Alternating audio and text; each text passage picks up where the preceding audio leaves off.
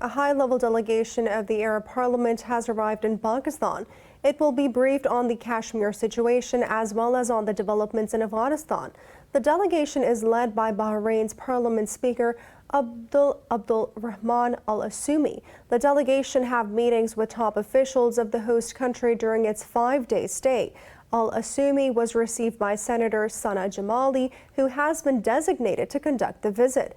The invitation for the visit was extended by the Senate Chairman Muhammad Sadiq Sanjrani.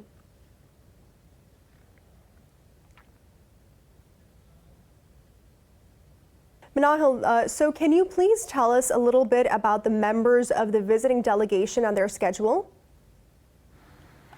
Yes, the President of the Arab Parliament, Rehman Al-Asoomi, is on a 5-day visit to Pakistan. He is accompanied by senior officials and senior members of the Arab Parliament.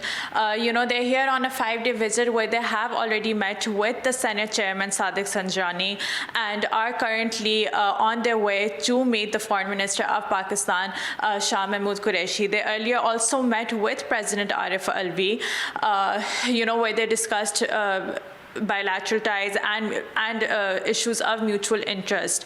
The delegation was received by Senator Sana Jamali yesterday at the Islamabad International Airport, and also scheduled to meet Prime Minister Imran Khan later today, hopefully. The time hasn't been confirmed yet, but they are scheduled to meet Prime Minister Imran Khan as well. But so far, they've met with Sadiq Sanjrani, who's the Senate Chairman of Pakistan. They also met with President Arif Alvi and are currently having a meeting with Foreign Minister Shah Mahmood Qureshi.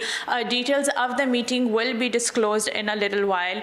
But right now, what we do know is that they're currently in a meeting. Manahil, can you tell us the objectives of this visit? Yes, you see, this is the first visit of Al-Asoomi to a non-Arab country following his post as a president of the Arab Parliament. So this itself highlights of what a significant meeting and what of key importance this visit is. Certain MOUs are expected to be signed between the Arab Parliament and the Upper House of Pakistan. Such as focusing on areas of military security and political ties as well, to increase political ties, and also cultural to cultural linkages and people to people linkages. Further, the Parliament will also be apprised on the issue going on in Afghanistan. Pakistan will highlight the efforts it has made to facilitate the Afghan peace process, and will also highlight the ongoing issue in occupied Kashmir. Pakistan will highlight the atrocities committed by the Indian forces in Indian occupied Kashmir, and especially following 5th August 2019, of how occupied Kashmir has been in a complete curfew and communication blackout. So these are some issues that will be raised by the Pakistani side. Manahil, now about the Canadian diplomat's remarks. The Foreign Office's response has been very strong. What prompted such a strong worded statement and condemnation? Yes, you see, the remarks that came by the Canadian minister were extremely unneeded and uncalled for. Pakistan is one of the few countries who really has made efforts to facilitate the Afghan peace process. Pakistan was one of the main countries who were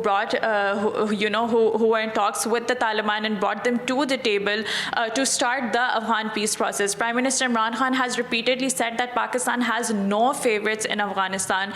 It does not support any group and will welcome an Afghan-led and an inclusive, broad-based, comprehensive Afghan-led decision that will be made by the people of Afghanistan. So the Foreign Office in Pakistan deeply believes that such statements are just spoilers towards the Afghan peace process, and instead all energies should be focused on bringing peace and stability in the region, rather than making such statements that could probably ruin the Afghan peace process.